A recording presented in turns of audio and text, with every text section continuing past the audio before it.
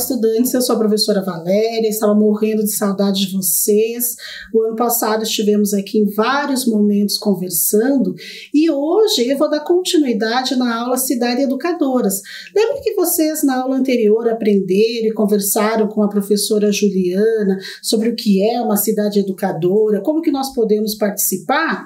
Para retomar esse assunto, então, nós vamos chamar um vídeo agora preparado para a gente relembrar os conceitos de cidade educadora. Então, fiquem de olho agora na tela, por favor.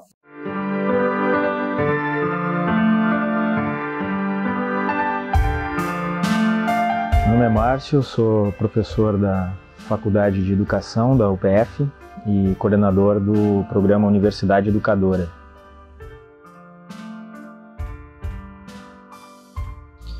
Cidades Educadoras é um movimento que começa na década de 90, em Barcelona, mais precisamente em 94, a partir de um congresso realizado também na cidade de Barcelona a respeito da possibilidade de tornar a cidade um espaço educador, e partindo do pressuposto de que o território da cidade é um território pedagógico.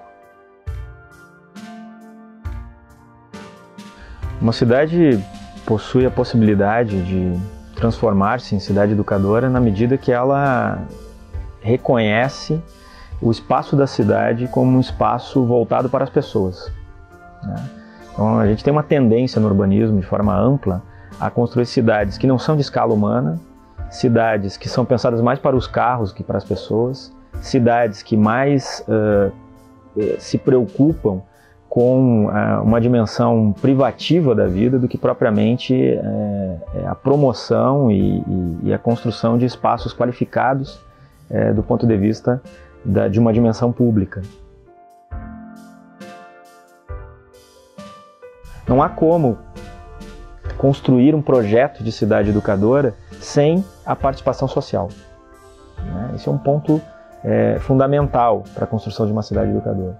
Não há como construir a cidade educadora sem pensarmos uma qualidade dos espaços, não só no centro da cidade, mas, né, nas várias partes da cidade, nos vários setores da cidade, né, em vários locais da cidade, né? Então, como que a gente garante essa dimensão mais ampla de uma cidade que é educadora não só em determinados espaços, mas uma cidade que é educadora universalmente, né, integralmente? E para isso a gente precisa de um projeto de cidade que seja articulado, integrado, e temos muitos mecanismos para isso. Plano diretor, né, temos os planos setoriais e temos as diversas instituições e atores da cidade que potencializam esse aspecto pedagógico, né, já nas suas práticas, né.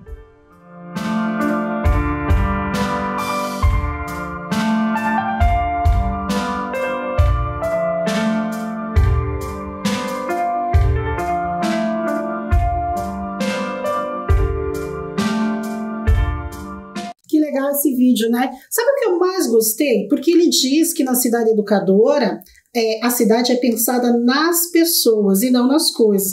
E eu acho que isso é bem interessante mesmo. Por isso que eu trouxe esse painel aqui maravilhoso, que as pessoas estão aqui no alto, porque o que vale mais são as pessoas do que as coisas, né? Às vezes tentam nos enganar, falando que as coisas têm mais importância, mas não é bem assim. E pensando nas pessoas, nós, nesses tempos difíceis que estamos vivendo, precisamos pensar em nós um pouquinho, né? Na nossa qualidade de vida. O que é qualidade de vida para você? Dá uma olhadinha na tela. Para algumas pessoas, qualidade de vida é ficar com a família um pouquinho mais. Algumas pessoas já estão bastante tempo com a família em casa. Talvez ouvir uma música, talvez praticar um esporte, dançar, cantar, fazer um passeio, mas temos que ter cuidado, né? Porque tem algumas restrições. Mas dar uma voltinha talvez na quadra ajude a melhorar a nossa qualidade de vida. Ouvir histórias é bem legal para esse momento. Então eu vou contar uma história para vocês. A lenda do dente de leão. Ele se considerava o mais bonito, o mais feroz e o maior de todos os seres, o rei dos animais. Num belo dia de sol, ele estava faminto e procurava uma presa pela floresta para fazer a sua primeira refeição do dia. Muitas horas depois, ele conquistou a sua caça usando seus dentes brancos e afiados. Sentindo-se todo feliz, enquanto acabava com sua fome, apareceu de repente uma mulher muito misteriosa. Ela era magra e estava cansada, parecendo bastante faminta e querendo descansar. Vendo que a caça do leão branco era grande, ela pediu humildemente a ele que repartisse a sua comida com ele. O arrogante leão disse que não iria repartir a sua comida e rugiu dizendo: "Eu sou o rei, o mais bonito, mais branco, com mais dentes e o mais forte de todos os animais da floresta. Jamais repartiria minha caça, que consegui com tanto sacrifício, com alguém que nunca vi na vida e tão insignificante." Surpreendentemente, a senhora de aparência muito magra, faminta e cansada, se transformou numa linda fada. Se sentindo rejeitada e ofendida, seu rosto ficou cheio de raiva e vingança. Ela jogou uma magia poderosa sobre ele, dizendo ao rei dos animais: "Sua enorme vaidade, por seu grande egoísmo e sua crueldade, você vai perder todos os seus lindos e poderosos dentes brancos afiados, e sua imponente juba sumirá, ficará careca." Aí então, naquela hora, o leão viu o tamanho do seu pesadelo. Seus afiados e trituradores dentes tinham ido embora e sua linda juba começava a desabar. Completamente desesperado, ele saiu correndo pela savana, soltando um rugido que parecia um choro de dor. Por onde ele passava correndo, a cada dente que caía, a cada pelo da sua juba que era levado pelo vento, nascia uma flor muito bela e diferente de todas as outras flores da savana, com pequenas penugens brancas e voadoras. O lindo leão era agora um animal sem beleza. O leão, cheio de vaidade, tinha vazio o coração e, para aprender a lição, floresceu como um dandelion. Muitos anos depois da sua morte, ainda se escuta pelas savanas da África o rugido de lamento do rei dos animais, que havia ficado careca e perdido seus dentes. Após a sua partida do mundo dos vivos, seu espírito, que era vaidoso, aprendeu que a humildade é mais valiosa. A fada reapareceu para ele, mostrando as novas e lindas flores que surgiram de seus dentes e pelos de juba perdidos. Tão simples e delicadas que, ao menor sopro do vento, ficam carecas. Agarradas nas pontas das penugens voadoras estão as sementes, que flutuam como um paraquedas. No lugar de raiva, vingança e dor, elas plantam amor, beleza de alma e delicadeza. Adivinhem qual é o nome dessa flor? Dente de leão, também chamada de dandelion. Curiosidade: apesar de parecer uma flor, a parte branca que assopramos do dente de leão é um fruto seco com sementes nas pontas. Vocês gostaram da nossa lenda? Então, nós estamos falando do dente de leão. Esta flor que tem algumas imagens que nós trouxemos para vocês, trouxemos aqui um quadrinho. E essa lenda, ela fala sobre compartilhar com os outros, sobre humildade, sobre repartir, sobre ser uma pessoa mais gentil e delicada, sobre convivência, tudo que nós aprendemos sobre uma cidade educadora. E então agora nós vamos fazer uma atividade, ok? Então dê uma olhadinha lá na nossa tela. Vamos anotar então o tema da nossa aula, que é cidade educadora, e não precisa anotar a pergunta. Vamos colocar a data de hoje e eu vou fazer a pergunta para vocês. O que é o que é? Está no céu, no mar e na terra. E vou dar uma pista. E está nesta palavra aqui. Na palavra respirar, e tem a ver com a história de hoje. Então, vou dar um tempinho para vocês pensarem.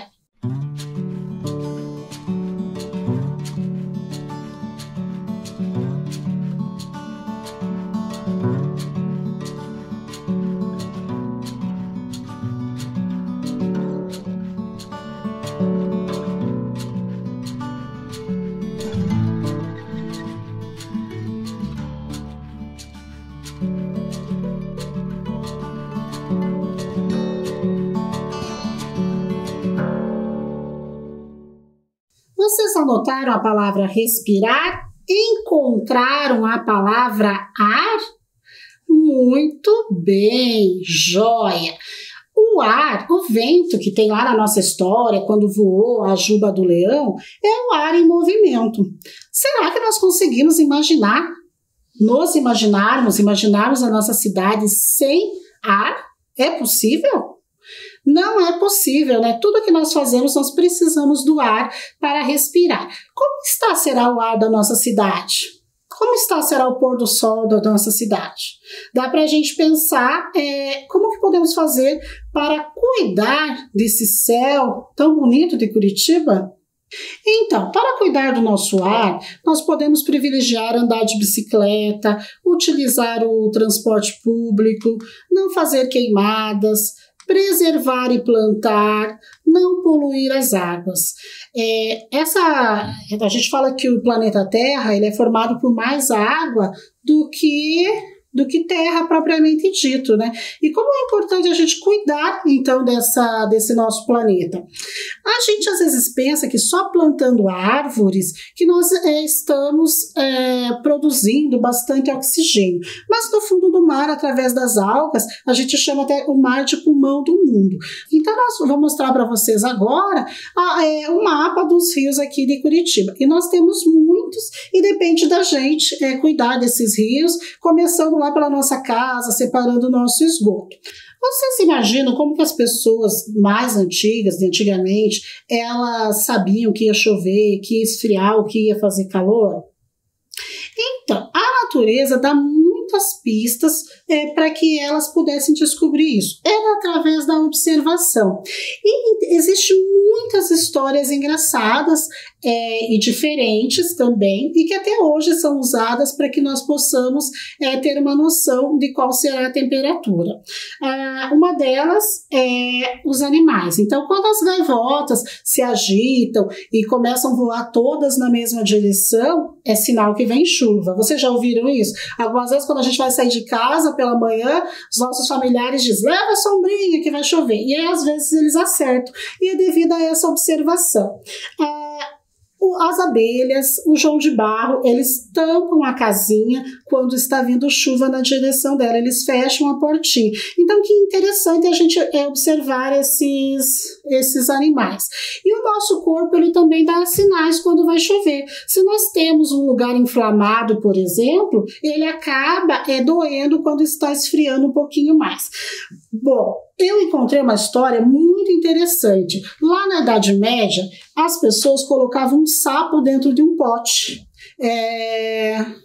com um pouquinho de água no fundo e uma escada. O que acontecia se fosse chover? Pelo que as pessoas observavam, o sapo subia até a ponta do pote. Quando não ia chover, o sapo ficava na água. Então, além desse conhecimento popular, esse conhecimento transmitido pelas pessoas com mais experiência, nós podemos consultar também o Instituto Terra e Água, nesse link que eu deixei aqui na tela para vocês. Então, lá tem boletins semanais e mensais de como está a temperatura do nosso ar e de qual é a previsão meteorológica para a nossa cidade. Agora, então, eu gostaria que vocês pudessem pensar em um lugar ou uma atividade que vocês sentem bastante paz, bastante tranquilidade, que vocês se sentem bem, pensando em vocês. E gostaria que vocês registrassem aí no caderno, na folha, 3 opções.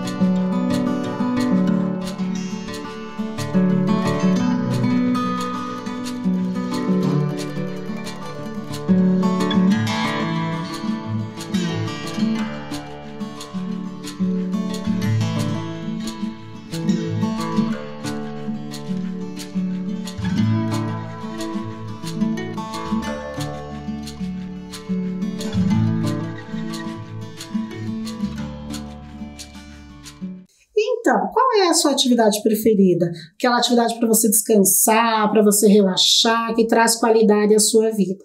Para alguns pode ser praticar exercício. Qual tipo de exercício? Andar de bicicleta, dar uma volta no parque. Para outros pode ser escrever. Agora, durante a pandemia, tem muita gente fazendo diário, porque as pessoas estão mais sozinhas. Você sabe a diferença de sozinha e de solidão e solitude? Solidão é quando eu estou sozinha, estou para baixo, estou triste. Posso estar com muitas pessoas e mesmo assim me sinto sozinha.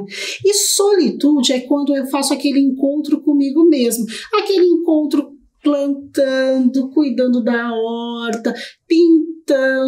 Eu soube que muitas reformas aconteceram agora durante essa pandemia, porque a gente ficou pensando em tornar a nossa casa um espaço mais gostoso, mais aconchegante, já que somos quase que convidados, quase que obrigados a ficar mais tempo nela, Então várias pessoas mudaram as cores das paredes, trazendo mais leveza, mais alegria. E tudo isso faz parte da nossa cidade educadora. A construção da nossa casa, a construção dos próprios prédios, do próprio andamento e da dinâmica da cidade. E eu gosto muito de contar e de ouvir histórias.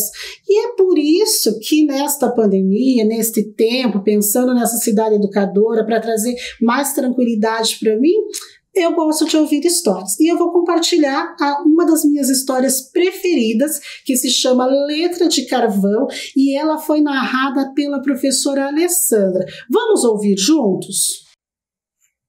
Letras de Carvão, de Irene Vasco e Juan Palominho. Tradução, Márcia Leite. Editora, Pulo do Gato. Gosto tanto de ver você escrevendo os seus contos, meu filho. Às vezes eu também escrevo. Sabe, quando eu tinha sua idade, não sabia ler nem escrever. Você quer que eu conte a história de como aprendi a ler? Depois podemos escrevê-la juntos. O que acha dessa ideia? Então vamos começar? Antes, aqui no povoado, quase ninguém sabia ler, e muito menos escrever. O senhor Veloso, o dono da mercearia, era um dos poucos que sabia. Ele anotava na parede, com giz, o nome de todos os vizinhos e quanto cada um deles lhe devia. Assim, quando as dívidas eram pagas, ele as apagava. As letras estavam presentes em todas as partes, mas quase ninguém reparava nelas. Os jornais velhos eram usados para embalar as compras e para tapar os furinhos das paredes. Dessa forma, nas noites frias, o vento não conseguia atravessá-las. As letras viviam nas cozinhas, nas mesas, diante dos olhos de todo o povoado de Palanque, mas ninguém era capaz de entender o que elas diziam. As frutas e as verduras chegavam toda semana ao porto. Com as mercadorias vinham também algumas cartas que o carteiro levava até a prefeitura. Depois de alguns dias, Gina, minha irmã mais velha, recebia uma carta. Isso acontecia uma vez a cada mês. Gina abriu o envelope com timidez. Sabia que quem enviava as cartas era Miguel, o jovem médico que havia trabalhado alguns meses no povoado. À sombra da grande mangueira, Gina permanecia horas observando aquelas cartas cheias de letras que não conseguia ler, mas que tinha certeza traziam muitas promessas de amor. Eu morria de vontade de saber o que diziam aqueles papéis. Imaginava que Miguel pedia Gina em casamento e lhe oferecia uma casinha para viverem juntos em algum lugar bem longe, tão longe que nem minha imaginação alcançava. Gina certamente sonhava coisas parecidas. A verdade é que nenhuma de nós podia ler o que Miguel escrevia. Passávamos as cartas de mão em mão, procurando decifrá-las. Subíamos no galho mais alto da mangueira, desdobrávamos folha por folha e procurávamos letra O, a única que conhecíamos. Aquelas cartas se tornaram uma obsessão para mim. Queria decifrar o que as letras diziam para contar a Gina. E foi assim que decidi aprender a ler. O que está escrito aqui? Eu perguntava ao Senhor Veloso, sempre que podia. Eu posso ensinar você a ler se você me ajudar na mercearia, ele um dia propôs. Ajudar a fazer o quê? Perguntei. A empacotar os grãos. É preciso pesar o arroz, o feijão, o milho. Depois devem ser colocados em sacos de papel. Cada saco deve pesar 1 quilo, nem mais nem menos. Uma vez por semana, lá ia eu ajudar o Senhor Veloso. Com muito cuidado, pesava, embalava e colocava os grãos já ensacados na estante. Enquanto isso, estudava as letras que ele me ensinava. Veja, aqui está o nome de sua mãe, Josefina. Me mostre onde está a letra A. Sim, essa foi muito fácil. E a letra J? Ah, sim, muito bem. De nome em nome, de vizinho em vizinho, de dúvida em dúvida, terminei por aprender todas as letras. Ao cair do sol, eu brincava que era o Senhor Veloso. Gina se sentava ao meu lado e algumas vezes meus irmãos e vizinhos se juntavam a nós. Com um pedaço de carvão da cozinha, eu escrevia as palavras no chão e pedia que descobrissem as letras. Quero ver onde está a letra G, de Gina. Onde está a letra C, de cão. E Gina, com vontade de aprender para poder ler as cartas de Miguel, se esforçava para encontrar todas as letras. No final do ano, Gina e eu sabíamos ler. Líamos devagar, mas entendíamos tudo. Mas, enquanto aprendíamos as letras, as cartas começaram a ficar cada vez mais raras. Próximo ao Natal, chegou uma carta de Miguel. Gina e eu subimos na mangueira, abrimos o envelope e começamos a ler. Querida Gina, eu já lhe escrevi muitas e muitas cartas, mas não recebi resposta. Esta será a última. Estou de partida para outro país e será muito difícil voltar para Palanque. Guardarei uma bela recordação de sua amizade. Desejo tudo de bom a você. Com minha mais sincera gratidão, Miguel Terra. Quando Gina terminou de ler, tinha os olhos cheios de lágrimas, mas ela logo guardou a carta no bolso e disse: ainda não acabamos de costurar nossos vestidos para a festa de Natal. Temos muito o que fazer. Vamos, outro dia voltamos a ler a carta. Durante a festa, Gina conheceu João José. Mas essa era uma outra história. E eu, toda orgulhosa, recebi o mais lindo presente que alguém me havia dado. Meu primeiro livro de contos. O Senhor Veloso havia encomendado para mim. Nesse Natal, eu me senti a menina mais feliz do mundo. Assim que a festa terminou, li o livro em voz alta para todas as pessoas do meu povoado. Desde então, meu filho, eu nunca deixei de ler para mim mesma e também para todo mundo.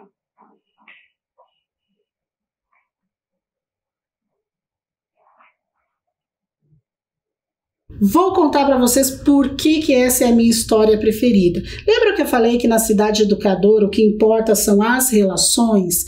Então, quando eu nasci, lá na cidade de São João do Caiuá, minha avó disse assim com tanto amor, nasceu meu pedacinho de carvão. E foram de mulheres que realmente não sabiam ler, que fizeram todo um esforço para aprender a ler lá na sua comunidade e ensinaram umas às outras. Então, essa história se me remete a esse passado, a essa relação muito gostosa que eu tinha com a minha avó.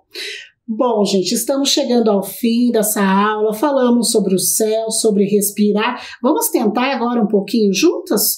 Vamos respirar, então? Lá no Parque Barigui tem, quando não estamos em época pandêmica, tem yoga e tem um cronograma que passa por vários parques da cidade. Então, em breve, nós poderemos voltar a praticar, né, uma respiração com o professor nos orientando. Hoje nós vamos ficar aqui comigo numa boa tentativa, tá? Vamos lá juntos, então? Vamos respirar? Então nós vamos sentir o ar entrando pelo nosso nariz, ele vai chegar até aqui no nosso diafragma. Vou pedir para vocês fecharem os olhos um pouquinho, podem colocar uma música bem calma, coloca os 2 pés bem firmes no chão. Vamos lá, todos comigo, enchendo o pulmão de ar bem gostoso, ó, com os olhinhos fechados. Conta até 4 e solta. Agora nós vamos fazer e os nossos dedos vão tocar esse céu azul de Curitiba. Vamos lá. Bem forte. Enche esse pulmãozão de ar. O ar chegou aqui embaixo. Agora solta, devagar, lentamente. Vamos mais uma vez? Olha lá, enche esse pulmão de ar. E você vai sentir a sua barriga aqui enchendo, gente, porque o ar tem que chegar até aqui embaixo. Vamos lá? Enche esse pulmãozão de ar. Vamos lá, 1, 2, 3 e foi.